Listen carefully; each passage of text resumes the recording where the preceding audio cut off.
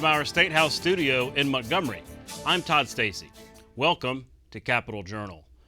Leading the news tonight is an update from Dadeville. Since our last reporting, 3 more have been arrested on charges of murder in the Sunday shooting that killed 4 young people at a Sweet 16 birthday party.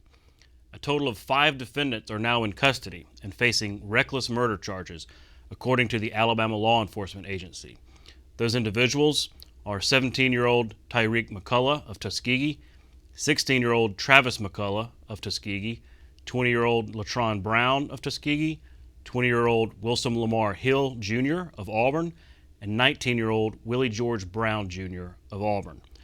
All the suspects are being held in the Tallapoosa County Jail with no bond. District Attorney Mark Segrest said the minors will be tried as adults, per Alabama law. A busy day here in the Capitol complex as the Alabama legislature completed the 13th legislative day of the 30-day session. The 4-bill package of economic development incentives legislation, known as the Game Plan, is now state law.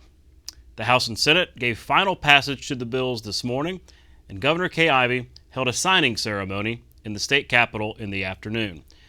The bills are meant to modernize Alabama's laws regulating the use of incentives to recruit industry.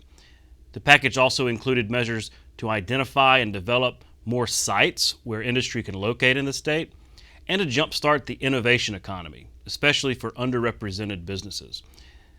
There was no shortage of sports metaphors as Ivey and the bill sponsors celebrated the win. Team Alabama, we have officially reached the end zone.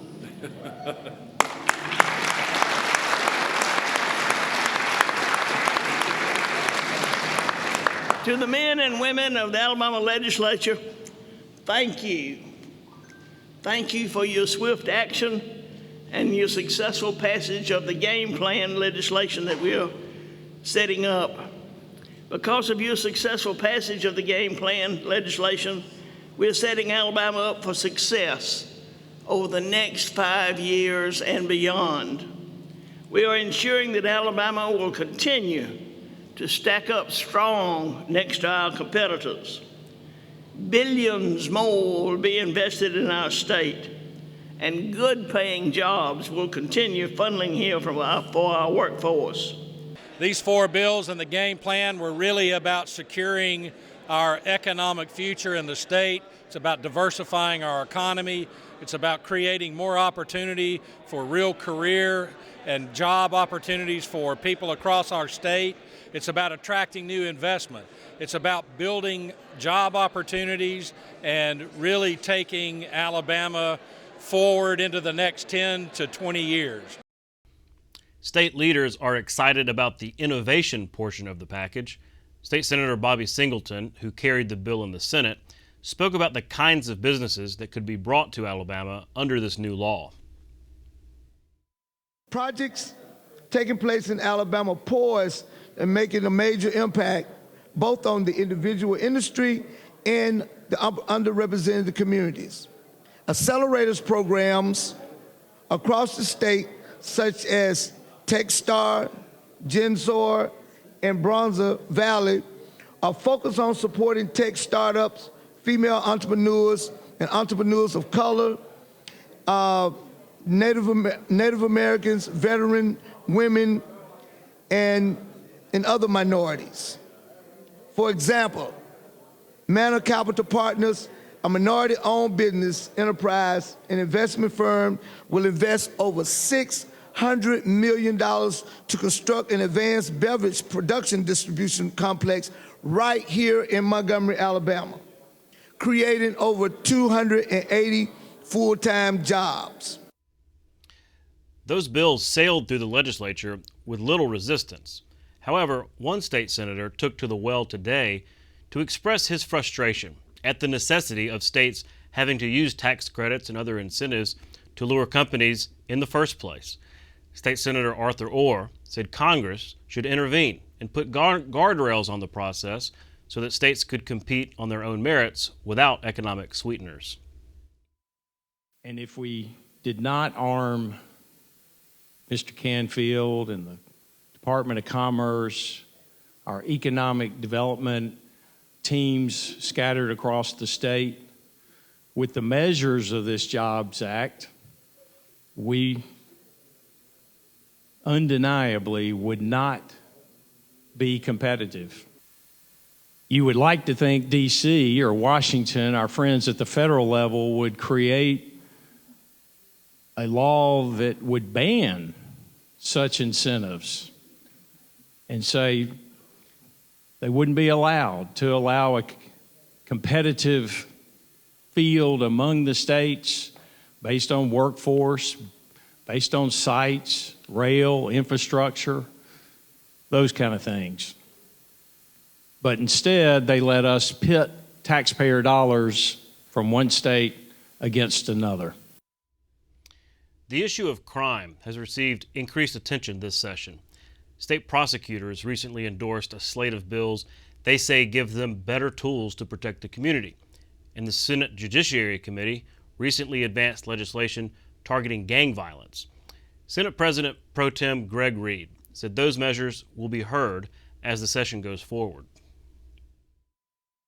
I think the idea of looking at the judiciary and what we're doing and making sure that judges and prosecutors feel like they have the latitude to be able to make sure bad people go to prison and that we keep bad people in prison. I think those are important topics for the legislature. You know, we've tried to look at issues associated with support of law enforcement in an appropriate way, and other ways we do that with changing landscapes in regards to issues on mass shootings and in different circumstances that maybe did not exist in the past, or at least at the level that we see them nationwide. I think school security is a huge issue, and that's a topic that we're hearing in the legislature right now about how much resource can we allocate to issues associated with school resource officers and being able to offer for security elements in schools. It was an active day in the House of Representatives. Here are a few highlights. House Bill 45 from State Representative Jeremy Gray would require public schools to adopt policies for preventing and responding to sudden cardiac arrest. You've probably seen the frightening videos from sporting events of athletes collapsing. Gray says schools need to be prepared for these situations by training personnel in how to identify symptoms and respond if needed. No protocol when it comes to signs and symptoms of sudden cardiac arrest. So this bill would establish an education portion for the student athlete, would require a form for the parents, and would basically require continuous training by the coaches.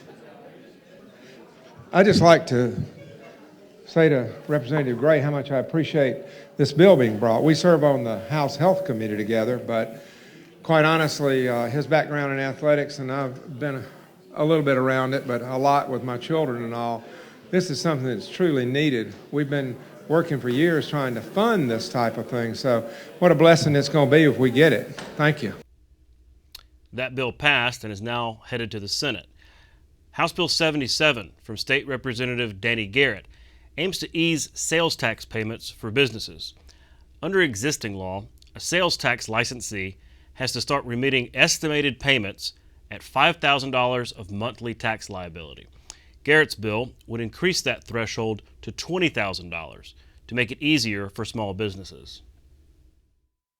You could have revenue up to $750,000 a year and not have to make estimated sales tax payments. That impacted 2,500 businesses, small businesses across the state. This year, what this bill would do would raise that $5,000 threshold to $20,000, meaning that a business could earn up to $1.5 million before it would have to start making estimated sales tax payments. That would help an additional 3,100 small businesses in the state. No fiscal impact. It's a timing thing that would basically help small businesses with their bureaucracy. They would not have to make quarterly tax payments unless their revenue exceeds $1.5 million, and now that would be helping over 5,000 small businesses in the state. I think COVID did a lot to depress small businesses in the first place. Right. And so I agree that everything we can do to kind of give small businesses a leg up or a little bit of help. Right. I promise you, it is something that we all are interested in doing. That bill is now also headed to the Senate.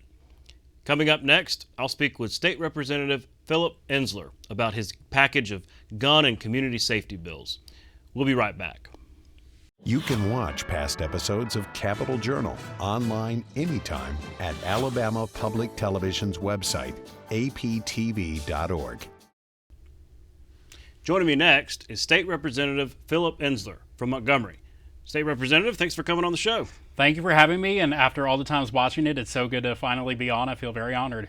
Well, you are a brand new representative, and we really want to have more new members on just to sort of introduce you to our audience of Alabama Public Television. So maybe let's just start there. Why did you run for office, and have your first few weeks in the legislature been? It's been great.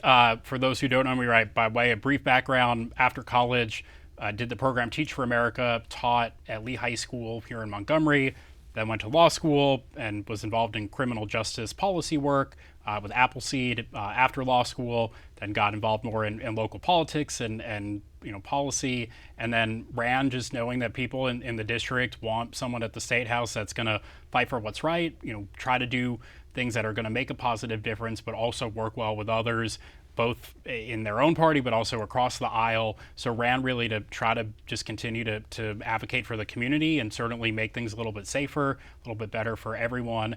So far so good, and everyone here is incredibly nice. We have differences of opinion at times, but that's politics, that's democracy, and it's been really good so far. Mm-hmm. Today's one of those days where the House really starts getting interesting and long, those long days. So that begins to be the test.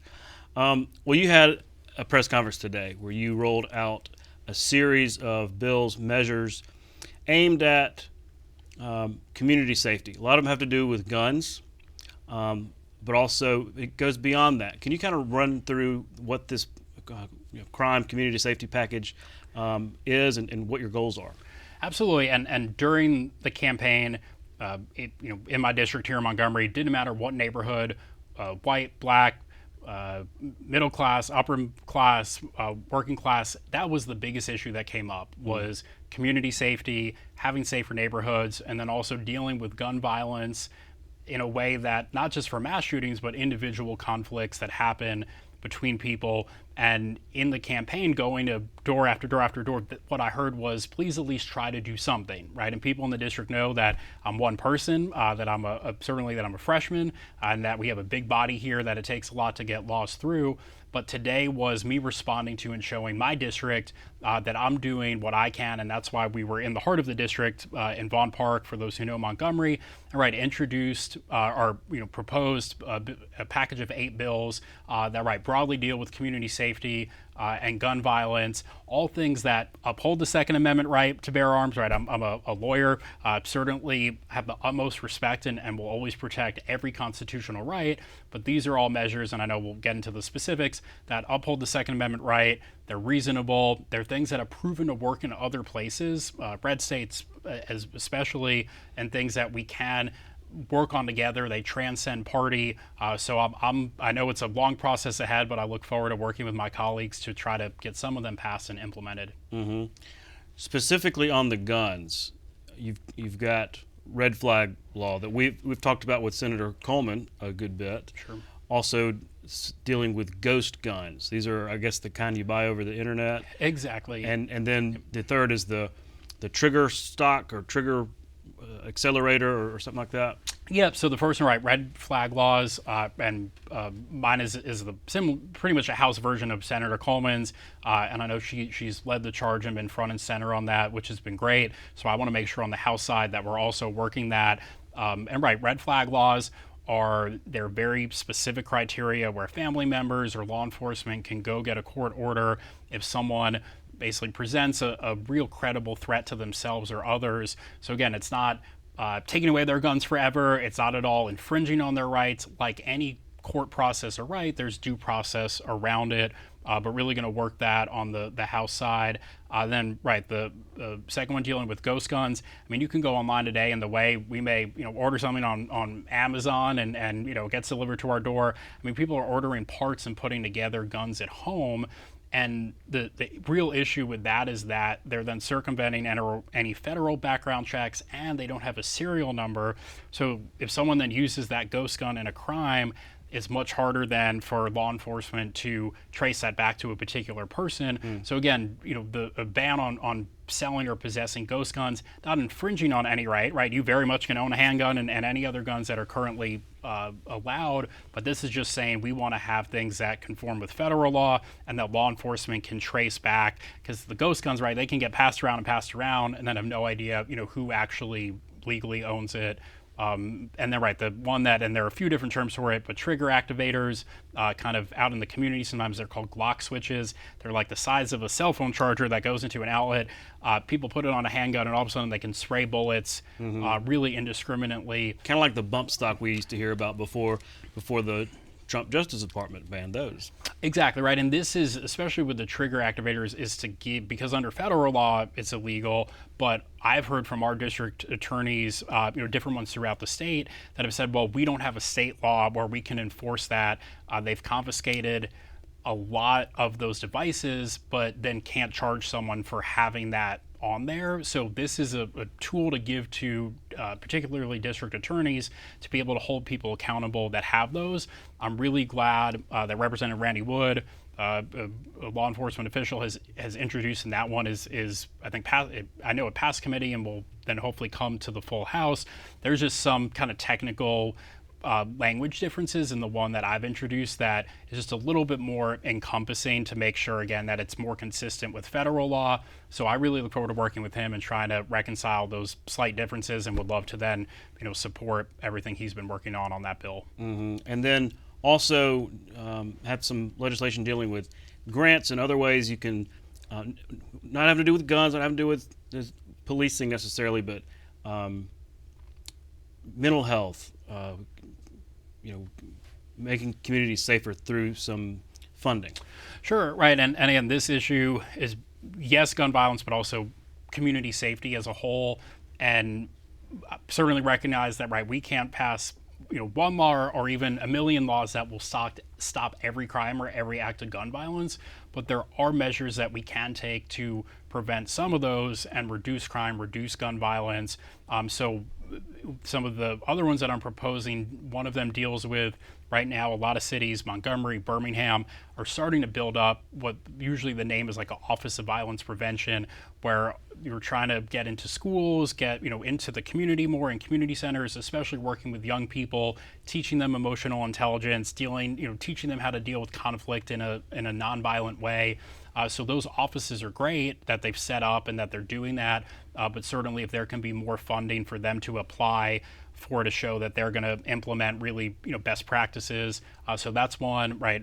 Working with the Department of Mental Health, on having mental health responders out in the community. I know some cities are already doing that, which is great. This would just be one way to support police departments and law enforcement even more, so they, armed officers can respond to violent crime, and have mental health responders at times respond when appropriate if it's a non-violent, non-kind of public safety issue, but maybe a relative that's having a tough time, and intervening and getting involved in that way could try to prevent any sort of violent conflict moving forward. And then, right, a few others, just quickly, one that deals with, for people who are victims of gun violence and end up in the emergency room, there's something called trauma-informed care, where you try to get to them while they're there and almost like heated and kind of worked up, and try to work with them and their family so they don't then try to retaliate once they get out of the hospital.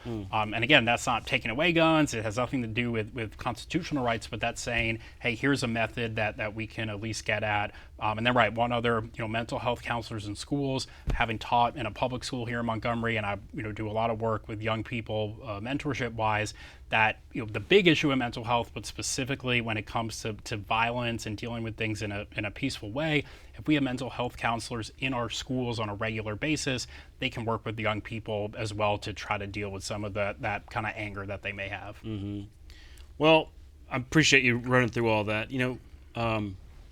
But what's not in this package is some kind of, prohibition, a ban on certain kind of weapons. I've heard about that in other states, handguns, assault weapons, things like that. So and that's the thing. Guns, it's a tough topic, and we're all sort of still horrified by what happened in Dadeville. We know very little about the situation, but we do know there were handguns. We don't know if they were illegal or not, but it's just a tough subject because after one of these things happens, there's a natural human instinct to want to fix it somehow through legislation, through political means, and yet it's dealing with a situation where I looked up, there's more than 400 million guns, almost 500 million guns just circulating in the United States. So how do you, put that toothpaste back in the tube? So it's just a tough issue. How do you respond to constituents who are fraught and say, or distraught rather, and say, do something about guns, and understanding that there's some political realities, there's some constitutional realities that are limiting factors. Right. No, and I will be very candid that this is not an exhaustive list, and it is just a step to at least start to address some aspects. But right, I think that everything and anything should be on the table because we're talking about people's lives, right? We're not talking about just a car or a home, or we're talking about something that you can't ever take back. So we have to look at it and say, well, everything should be on the table. What I will point out and remind people is that this has become such a partisan issue now in a lot of ways. But Ronald Reagan, standard bearer of the Republican Party for so long, said that there should be a ban on assault weapons. And I think getting to a point where we can say, well, there are things that are constitutional, they're reasonable, but those are designed to be killing machines for war zones, and we have to have a really honest conversation, at the legislature, in our communities about, of course, people should have a handgun, have that right to protect themselves in their homes, and certainly to have weapons for hunting and all of those recreational things that we know people in Alabama love and care about. But if there's something that is designed literally for a war zone, we have to be able to have those conversations about, as a society, are we willing to do that? Because in other countries, and look, America is, and I'll say it, is the greatest country on earth, but it's also okay to look at what other countries have done that's effective, and they have had some regulations around guns, and that has then, there's a reason why they have such lower rates of gun violence and gun deaths. So I think we all have to have that conversation, not just as Democrats or Republicans or through a certain ideological lens, but through a human lens. Yeah, well, okay, I met some folks from Australia not too long ago. Well, I guess several years, but they were just very curious about our Second Amendment because they had a real change down there where it was essentially confiscation. I mean, mass confiscation of guns, which worked in terms of, they have almost just completely fixed their gun violence problem. But confiscation of weapons on a mass scale, just, first of all, we have a Second Amendment. Right. We have a Fourth Amendment. And so it just wouldn't fly here. Right. And so, but moving on, I try to think about ways that art of the possible, sort of, politics, because in a Republican legislature, just about anything that touches guns is going to be politically problematic for them. But I'm wondering if there are things that the two parties could agree on. And I'm thinking all right, you're not going to ban handguns or even assault weapons, but what about cracking down on illegal weapons that are possessed by those who have committed crimes or things like that? Seems like the two parties could agree on things like that. Right, I know, and I'm here and I introduced these because I want to get things done. I didn't introduce them just to make a statement. I did it because I really do believe that these transcend party, and I've heard people on both sides of the aisle express their support for doing something, and then those who say that we can't do anything. We were elected to be lawmakers, so to make laws to try, there's certainly a place and a need for prayer and for doing things on a home-based level and community level, but we're here to try to enact laws that make things a little bit better. So I do think there really is that room for common ground. Look, doing away though with the, I know we can't go back in time, but doing away without the permits, and I don't want to again dwell on something that now is already in effect, but that at least gave law enforcement some ability to differentiate between who is legally possessing and who's not. There are certain laws in place now where, right, if you have a felony conviction or you're convicted of something, that you can't own a weapon, but then right, being able to check on and identify who can and who can't is a tougher way to do it. But I think on that there can be common ground in some ways. Well, we're out of time, but I hate that because I'm enjoying this conversation. I like to get into things that are tough, and this is a tough one. But I really appreciate you explaining these bills. We're going to be following them.